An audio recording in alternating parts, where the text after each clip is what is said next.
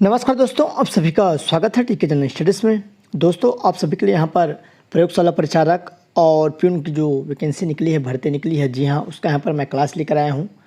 Continue यहाँ पर आपको क्लास देखने को मिलेगा। अलग से मैं प्लेलिस्ट बना दिया हूँ। प्रतिदिन आपको सुबह क्लास देखने को मिलेगा, दोपहर 12 बजे तक लगभग 2 से 3 क्लास, और शाम में भी आपको क्लास देखने को मिलेगा। तो जो भी अभ्यर्थी चैनल में पहली बार आए हैं, चैनल को सब्सक्राइब जरूर कर लीजिए। आपको सिलेबस वाइज यहाँ पर क्लास कराई जाएगी। प्यून और यहाँ पर परिचारक का टोटल लगभग 880 पदों के लिए भर्ती विज्ञापन जारी हुआ है, और उसका फॉर्म यहाँ पर भराना स्टार्ट है। 10 तारीख तक संभवतः लास्ट डेट है, और 11 से 15 नवंबर तक त्रुटि सुधार, मतलब जिससे गलतियाँ हो चुकी है वो सुधार कर पाएंगे। तो चलिए, जो भी अभ्यर्थी पहली बार चैनल को सब्सक्राइब कर लो और बेल घंटे के ज्वार बटन उसको भी प्रेस कर लें। क्लास पसंद आए तो लाइक करिए और अपने दोस्तों के साथ शेयर करना ना भूलिए। तो चलिए यहाँ पर स्टार्ट करते हैं, और कंटिन्यू यहाँ पर क्लास आ रहा है, अब प्ले लिस्ट जरूर देखिएगा।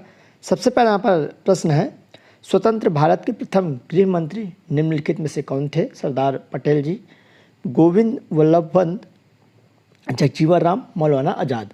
तो इसका सही आंसर सरदार वल्लभ भाई पटेल स्वतंत्र भारत के, मतलब भारत आज़ाद होने के बाद, मतलब 1947 के बाद से यहाँ पर जो पहले गृह मंत्री बने थे, कौन थे? सरदार पटेल जी। अगला है, निम्नलिखित में से किन के बीच चौसा का युद्ध हुआ था? मतलब कौन कौन से यहाँ पर सम्राट थे, उनके बीच चौसा का युद्ध हुआ था। तो यहाँ पर देख सकते हैं चौसा का युद्ध कब हुआ था, तो मतलब किसके किसके मध्य हुआ था। तो बाबर और मोहम्मद लोधी है, बाबर और मेदिनी राय, हुमायूं और बहादुर शाह, और हुमायूं और शेर शाह यहाँ पर सूरी। तो जो चौसा का युद्ध हुआ था, तो यहाँ पर डी वाला ऑप्शन सही हो जाएगा, हुमायूं और शेर शाह के बीच में हुआ था। तो इसी कड़ी में आपको प्रश्न कैसे पढ़ना, जैसे कि चौसा का युद्ध लड़ा गया था किसके किसके बीच, तो आप तत्काल यहाँ पर इसका आंसर अपने से ढूंढ लीजिए कि चौसा का युद्ध कब हुआ था, जिससे अगर आप ढूंढ लेंगे तो आपका प्रश्न याद हो जाएगा, वो वाला भी प्रश्न और ये भी। अगला है, भारत की पहली बुलेट ट्रेन किस रूट पर चला जाने की यहाँ पर घोषणा की गई है? तो भारत का जो पहला बुलेट ट्रेन है, कौन से रूट पर यहाँ पर चला जाने की घोषणा की है? तो मुंबई से पूना, मुंबई अहमदाबाद, मुंबई नागपुर, दिल्ली आगरा। तो इसका सही आंसर मुंबई से अहमदाबाद के लिए पहली बुलेट ट्रेन चलने का यहाँ पर जो घोषणा हुआ है, और इसके लिए काम भी स्टार्ट हो चुका है। मुंबई से अहमदाबाद, अहमदाबाद गुजरात में, मुंबई आपका महाराष्ट्र। तो इसको आपको जरूर ध्यान रखना, मुंबई कहाँ है? महाराष्ट्र में, अहमदाबाद गुजरात। तो क्वेश्चन ऐसा भी पूछा जा सकता है कि भारत में पहली बुलेट ट्रेन कहाँ से कहाँ चलाने जाने की यहाँ पर घोषणा की है, तो अपना महाराष्ट्र दे दिया रहेगा, और इधर आपका गुजरात। तो इसको आपको ध्यान रखना है। अगला है, किस चट्टान को प्राथमिक चट्टान कहा जाता है? तो पहला जो चट्टान है, प्राथमिक चट्टान किसको कहा जाता है? तो आग्नेय चट्टान, परतदार, कैंतित, या इनमें से कोई नहीं। तो आग्नेय चट्टान को यहाँ पर प्राथमिक चट्टान कहा जाता है। अगला प्रश्न, भारत में कब प्रोजेक्ट टाइगर शुरू किया गया था? तो भारत में कौन सा, मतलब कौन से सन में यहाँ पर प्रोजेक्ट टाइगर शुरू किया गया था? तो 1962, 1973, 1984, 1991। तो इसका राइट आंसर 1973 में यहाँ पर भारत में प्रोजेक्ट टाइगर शुरू हुआ था। जैसे छत्तीसगढ़ में प्रोजेक्ट टाइगर है, उसी तरह से जो स्टार्ट हुआ था कब? भारत में 1973 में। अगला, संविधान के किस भाग में मूलभूत अधिकार दिए गए हैं? तो संविधान का वह कौन सा भाग है जहाँ पर मूलभूत अधिकार दिए गए हैं, जो बेसिक अधिकार है? तो भाग 1 है, भाग 2, भाग 3, भाग 4। तो इसका सही आंसर यहाँ पर डी हो जाएगा, भाग 4। तो संविधान के भाग 4 में, ठीक है, क्या दिया गया है? मूलभूत अधिकार। अगला है, बॉम्बे हाई निम्नलिखित में से किस खनिज के लिए प्रसिद्ध है? तो बॉम्बे हाई जो है किस खनिज के लिए प्रसिद्ध है? तो पेट्रोलियम, कोयला, हीरा, बॉक्साइट। तो बॉम्बे जो हाई है या पेट्रोलियम के लिए क्या है? फेमस है। खनिज तेल जिसको बोला जाता है पेट्रोलियम, तो पेट्रोलियम के लिए बॉम्बे हाई क्या है? बहुत फेमस है। अगला है, मानव शरीर में सबसे बड़ी ग्रंथि कौन सी है, या कौन होती है मानव शरीर की जो सबसे बड़ी ग्रंथि? लीवर है, अग्नाशय है, पिट्यूटरी है, या थायराइड है? तो सबसे बड़ी जो ग्रंथि है यहाँ पर लीवर आपका हो जाएगा, ए वाला ऑप्शन सही हो जाएगा। अगला क्वेश्चन है दोस्तों, अभी आपके पास समय है, तो जब तक इसका एग्ज़ाम नहीं हो जाता, मानकर चलिए चुनाव के बाद ही एग्ज़ाम होने की संभावना रहेगी, तो आपके पास लगभग 1.5 से 2 महीने का समय बचा हुआ है। तो आप अच्छे से तैयारी करिए, जी जान लगाकर कंटिन्यू क्लास करिए, जिसका भी आपको क्लास करना है, जो भी यूट्यूबर आपको पसंद है सभी का क्लास करिए, और यहाँ भी मैं आपको यहाँ पर कंटिन्यू बताऊँगा। तो चलिए, संविधान के किस अनुच्छेद में बंधुआ मजदूर को निषिद्ध किया गया है? तो संविधान का कौन सा अनुच्छेद है जहाँ पर बंधुआ मजदूर को यहाँ पर निषिद्ध मतलब बताया गया है? तो 15 है, 17 है, 21, 23। तो इसका सही आंसर यहाँ पर अनुच्छेद 23 हो जाएगा, जहाँ पर बंधुआ मजदूर को यहाँ पर निषिद्ध किया गया है। अगला है, वर्तमान में कौन सी पंचवर्षीय योजना भारत में चल रही है? तो भाई भारत में भी कौन सी पंचवर्षीय योजना चल रही है? तो भारत में भी कोई भी पंचवर्षीय योजना चालू नहीं हुई है, क्योंकि जो पंचवर्षीय योजना थी योजना आयोग के तहत चलाई जाती थी। अब योजना आयोग को बदल कर नीति आयोग कर दिया गया है। तो अभी वर्तमान में कोई भी यहाँ पर पंचवर्षीय योजना संचालित नहीं है। पहले पंचवर्षीय योजना चलता था, अब इनका आंसर इनमें से कोई नहीं, डी हो जाएगा। कोई भी योजना यहाँ पर संचालित नहीं हो रही है। अगला है, मौर्य काल में निम्नलिखित में से किस स्थान पर एक प्रसिद्ध विश्वविद्यालय अस्तित्व में था। तो मौर्य काल के समय में कौन से स्थान पर एक प्रसिद्ध विश्वविद्यालय अस्तित्व में था। तो तक्षशिला है, नालंदा है, वल्लभी है, सारनाथ है। तो इसका राइट आंसर तक्षशिला हो जाएगा। मौर्य काल में यहाँ पर तक्षशिला विश्वविद्यालय था। और कौन से काल में? मौर्य काल में। अगला है, निम्न में से कौन आईने अकबरी का लेखक था। तो इनमें से कौन सा एक व्यक्ति है जो कि आईने अकबरी के लेखक है। तो फैजी, अब्दुल रहमान निजामुद्दीन या अबुल फजल। तो इसका सही आंसर अबुल फजल हो जाएगा, जो कि आईने अकबरी के लेखक है। कौन? अबुल फजल। दोस्तों, जो भी अभ्यर्थी छत्तीसगढ़ जो उच्च शिक्षा विभाग में यहाँ पर प्यून, चौकीदार, स्वीपर की जो भर्ती निकली है लगभग 400 प्लस पदों के लिए, उसके लिए यहाँ पर मैं बेहतरीन मॉडल गेसिंग पेपर लेकर आया हूँ, जो कि उत्तर सहित आपको मिलेगा और 20 मॉडल प्रैक्टिस सेट रहेगा, जिसमें प्रत्येक जो सेट है वहाँ पर आपको 105 प्रश्न देखने को मिलेगा सिलेबस के अनुसार। आपके एग्ज़ाम में 100 प्रश्न आएंगे, बट मैं 5 प्रश्न एक्स्ट्रा आप सभी के लिए यहाँ पर सिलेक्ट किया हूँ। काफ़ी सिलेक्टेड प्रश्न हैं एग्ज़ाम में आने लायक। तो जो भी अभ्यर्थी ईमानदारी से तैयारी कर रहे हैं, लेने की इच्छुक हैं, वो ज़रूर इसको ले सकते हैं। बहुत ही कम चार्ज पर आपको दिया जाएगा, क्योंकि अच्छा क्वालिटी मटेरियल आपको मिलेगा। जिसमें क्या क्या रहेगा? सबसे पहले भारत का सामान्य ज्ञान रहेगा, 800 प्रश्न रहेगा, सभी ऑब्जेक्टिव वाइज MCQ। उसके बाद छत्तीसगढ़ का सामान्य ज्ञान, जो टोटल प्रश्नों की संख्या मैं आपको बता रहा हूँ 1000 प्रश्न रहेगा ऑब्जेक्टिव। उसके बाद छत्तीसगढ़ और भारत करंट अफेयर के 300 प्रश्न। टोटल जो प्रश्नों की संख्या रहेगी 2100 रहेगा उत्तर सहित। और जो मैं प्रश्न बनाया हूँ, मतलब पहले भारत का सामान्य ज्ञान 800 ऐसा नहीं है। इसमें क्या है, पहले भारत का सामान्य ज्ञान है 1 से लेकर लगभग 40 तक। उसके बाद छत्तीसगढ़ का सामान्य ज्ञान है 41 से यहाँ पर 90 तक, 95 तक। उसके बाद आगे आपका यहाँ पर करंट अफेयर। इस टाइप से वहाँ पर मैं सिलेबस अनुसार बनाया हूँ, जैसे एग्ज़ाम आपका होगा सेम पैटर्न पर। तो जिस भी अभ्यर्थी को लेना है यहाँ पर व्हाट्सअप कर सकते हैं, ये व्हाट्सअप नंबर है, तत्काल आपको रिप्लाई दिया जाएगा। आपको यहाँ पर मेरे को लेना है ऐसा करके। तो जो भी अभ्यर्थी को सिलेक्शन लेना है, अच्छे से जो तैयारी कर रहे हैं, जिसको सिलेक्शन लेना है वही मैसेज करेंगे, और जो ईमानदारी से तैयारी कर रहे हैं। क्योंकि ऐसा है कि फ्री में कोई भी चीज़ आपको मिलेगा नहीं भाई। 2 पैसा आप खर्चा करेंगे तभी आपका यहाँ पर जो गवर्नमेंट जॉब है लगेगा। ऐसा नहीं कि भाई फ्री में कोई आपको कुछ अच्छा चीज़ दे दे, ऐसा नहीं होता। तो निश्चित है जो भी अभ्यर्थी कर समझ। अगला प्रश्न है, नई औद्योगिक नीति कब लागू की गई। तो देख लेते हैं, नई औद्योगिक जो नीति है कब से लागू की गई है। तो 1990 है, 1991, 1992, 1993। तो इसका सही आंसर यहाँ पर 1991 हो जाएगा, जो कि नई औद्योगिक नीति भारत सरकार द्वारा यहाँ पर संचालित की गई थी। वैसे छत्तीसगढ़ में भी औद्योगिक नीति चलती है। तो इसका जो सही आंसर क्या हो जाएगा? तो इसका आपका सही आंसर बी हो जाएगा। अगला प्रश्न है, औद्योगिक विकास बैंक की स्थापना किस वर्ष हुई। तो 1963, 1964, 1965 या 1966। तो उसका सही आंसर क्या हो जाएगा? तो उसका करेक्ट आंसर यहाँ पर बी हो जाएगा, 1964। अगला प्रश्न है, भारत में वित्तीय क्षेत्र को कौन सा बैंक नियंत्रित करता है। तो भारत में जो वित्तीय होता है, वित्तीय क्षेत्र होता है, वो कौन सा बैंक नियंत्रित करती है। तो स्टेट बैंक, SBI या रिजर्व बैंक, सेंट्रल बैंक या भारतीय वाणिज्य बैंक। तो इसका राइट आंसर यहाँ पर बी हो जाएगा, भारतीय रिजर्व बैंक, जो कि सभी वित्तीय लेन देन जो होता है यहाँ पर शासन, भारत के शासन सरकार के द्वारा, जो कि मौद्रिक नीति इत्यादि का जो संचालन है या नियंत्रण है, भारतीय रिजर्व बैंक के द्वारा यहाँ पर की जाती है, क्योंकि इससे लोन भी दिया जाता है। अगला है, गैर बैंकिंग वित्तीय कंपनी है। तो इनमें से कौन सा है जो कि गैर बैंकिंग वित्तीय कंपनी है। तो central bank, state bank, Allahabad bank, NABARD. तो गैर वित्तीय जो बैंक है कौन सा हो जाएगा। तो इसका सही आंसर यहाँ पर डी हो जाएगा, नबार्ड जो है क्या है, गैर वित्तीय बैंक है।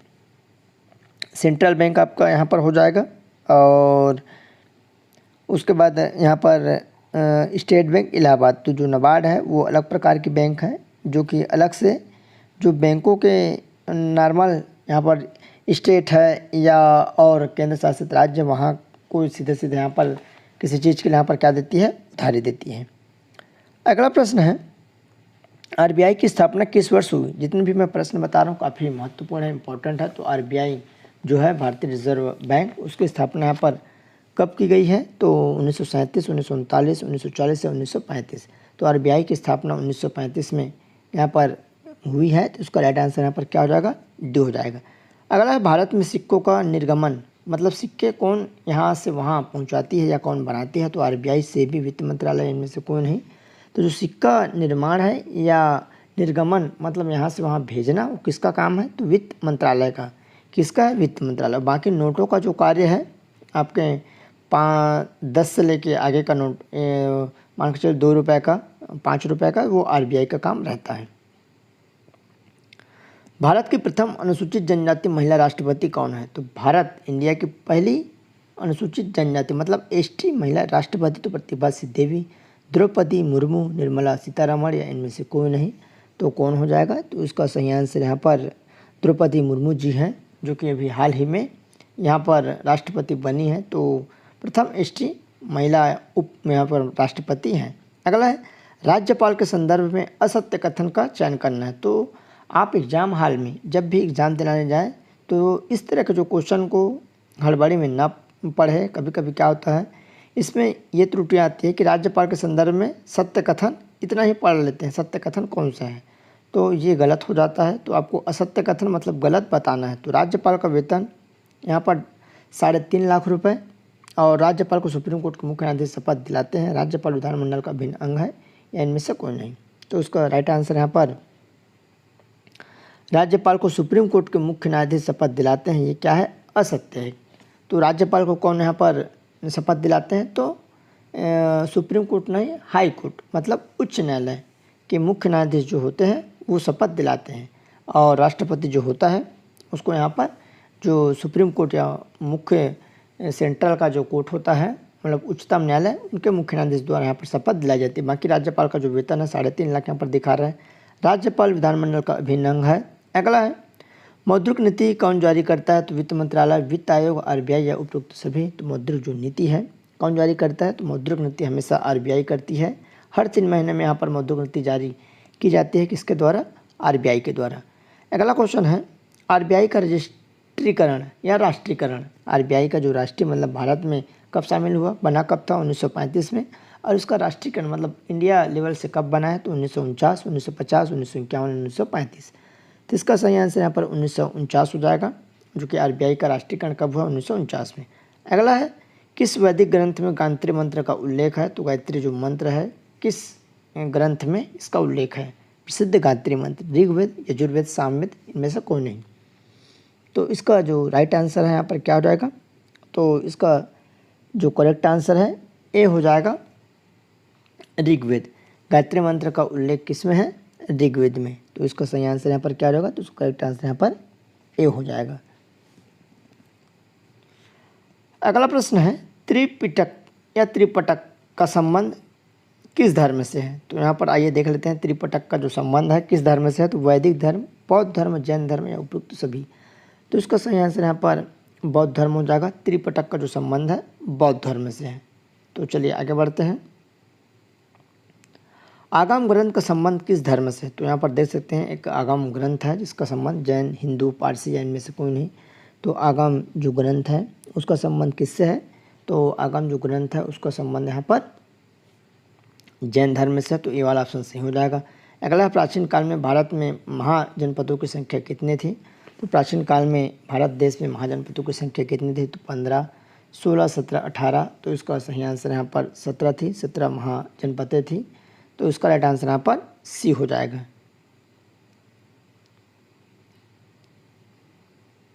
अगला प्रश्न है बुद्ध के जीवन की घटना को महाभिनिष्क्रमण कहा जाता है।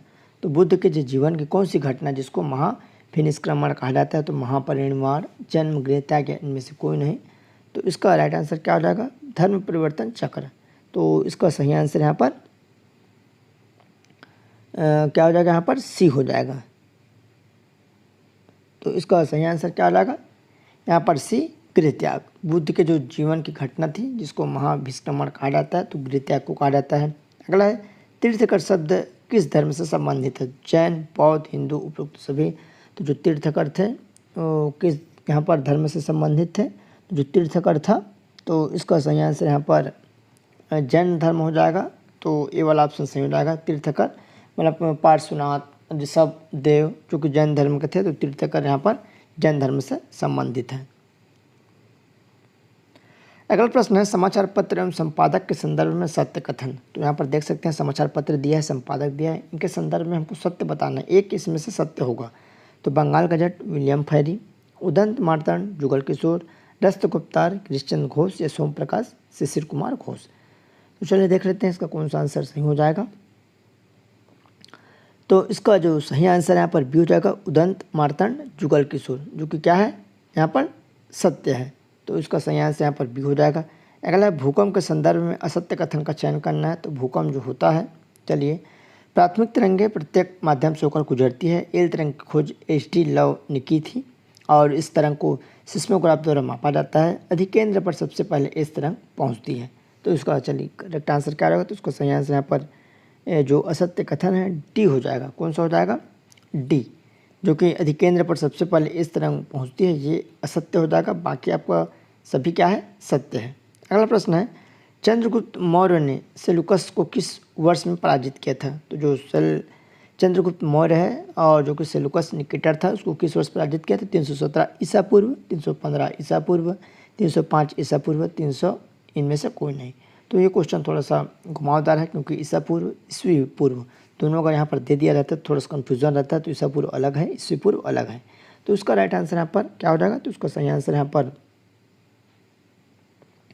सी हो जाएगा, जो कि 305 ईसा पूर्व में। चलिए अगला जो क्वेश्चन है उसके तरफ बढ़ते हैं।